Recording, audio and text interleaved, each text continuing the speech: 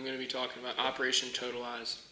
Operation Totalize was the August advance from Caen towards Falaise, a combined Canadian, British, and Polish operation. It followed Operation Bluecoat and Operation Cobra, and was eventually to lead to the creation of the Falaise Gap.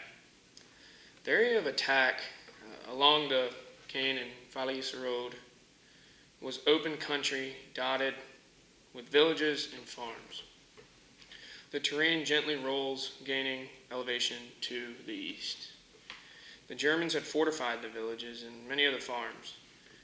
Their guns and mortars were farther back on the higher elevations where the elevation was kind of gaining. And this was a tactic that we have seen advance throughout the course that Archer Jones identifies in his book. The use of long-range arms on elevation during this time was greatly used due to the terrain, which I will discuss later, that also presented some issues to the Allies. Artillery and tank and assault gun reserves were kind of held to the rear of the Allied artillery. This defense, and it was very in-depth, made a traditional attack not really capable of taking place. This attack was also very kind of unique in a way that it was done in phases, very distinguished phases. Phase 1, armored columns that drove by night from the start line. Through enemy front lines to a distance of about 5 miles, the armor would establish armed camps, and walking infantry behind would clear the fortified areas bypassed by the armor. In efforts of doing this, there was a bridge that was controlled by Germany, which was a very grand defense strategy of theirs. And the Canadian goal was to push through this line by eliminating this bridge first in Phase 1. And then Phase 2, we look at August the 8th. It's about midday, lunchtime. 2 further armor groups, the 4th Canadian and the 1st Polish Armored Divisions, would pass through the armed camps and engage the last lines of the German prepared positions, softened by the daylight bombing. So we've seen this kind of advance through time, as we discussed earlier in the year, with the use of air attacks kind of setting up the ground first, especially during this time of the World Wars. This was a huge thing.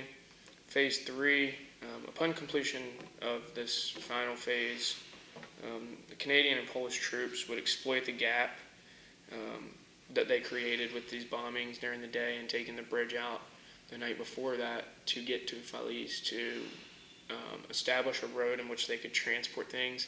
This is kind of where the issue of the terrain takes place. As you can see on the map here, the historians kind of have emphasized the faulty navigation of the BCRs without exploring kind of more problems. So we see on the map that there was a lot of terrain that was unpassable by tanks and things of that nature, big armored vehicles. So by late July, the Americans, aware of the difficulties in coordinating ground-air operations due to this terrain difficulty, had revised their air doctrine to create armored column cover. So this provided for direct radio contact between an Air Force officer with the armored unit and aircraft overhead. This was absolutely paramount in the success of defeating this German defense line. This system was one of the crucial methods that the Americans used in exploiting their breakthrough. This was also used in Operation Cobra. That's kind of where it originated, and then the Americans assisted in this operation here with the same sort of way. So to solve the tactical problem presented by the terrain and the deep defenses, General Simons proposed a radical solution. The first large attack by mechanized infantry. I put together a few scenarios that happened during Operation Totalize to put all these things together and bring together a few key concepts. So with the mechanized infantry that I just mentioned, some Canadian and British infantry divisions were kind of was equipped with M7 Priest, which are self-propelled guns for the D-Day landings, which had been replaced by the towed 25-pounder field guns. Simons had the priests converted into kangaroo armored personnel carriers, which would allow infantry to follow the tanks closely on any terrain. This was requested from the Americans, who actually loaned the M7s that were to be converted.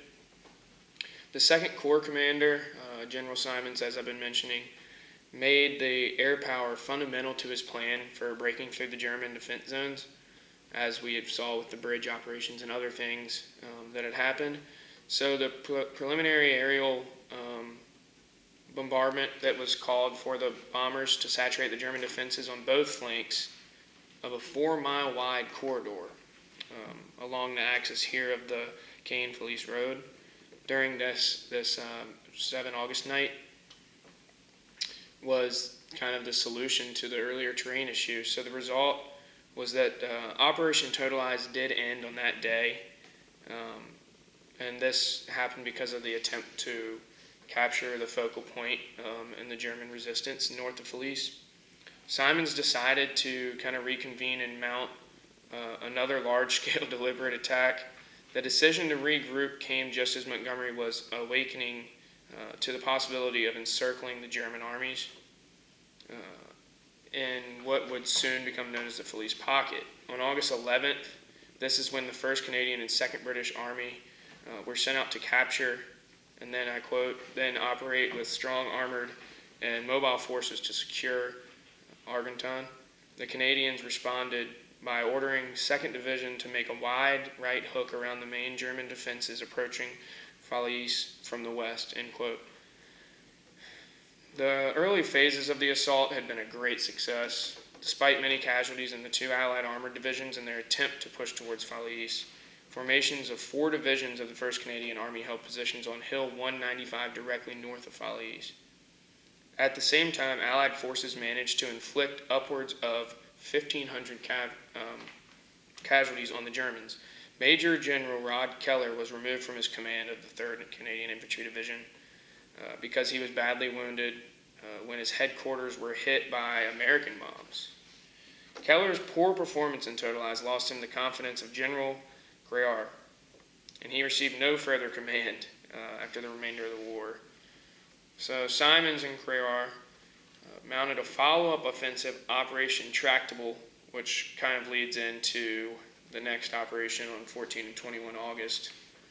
And this was a result of Operation Totalize. Looking at World War II in comparison to things that we've studied all the way back from ancient Rome and Greece, with their logistical issues, all the way up till we look at Clausewitz's theorem of the purpose of war and how total war has also evolved. I mean, realistically, wars aren't cheap. Who's going to pay for it? And when you look at kind of, as we did in Rome, how they adapted to losing a lot of agricultural land during World War II, this operation specifically, this was a huge issue. Following this, this was a land full of cultivated agriculture, and there was a complete struggle in terms of rejuvenating this part of the economy and the area. So this is a great evidence of how total war has changed and how it's evolved now. It's not necessarily putting all resources towards it. However, it definitely is not, a Punic War, Mongols, 30 Years' War, Napoleonic Wars, anything like that. So this is great evidence of the evolution of total war.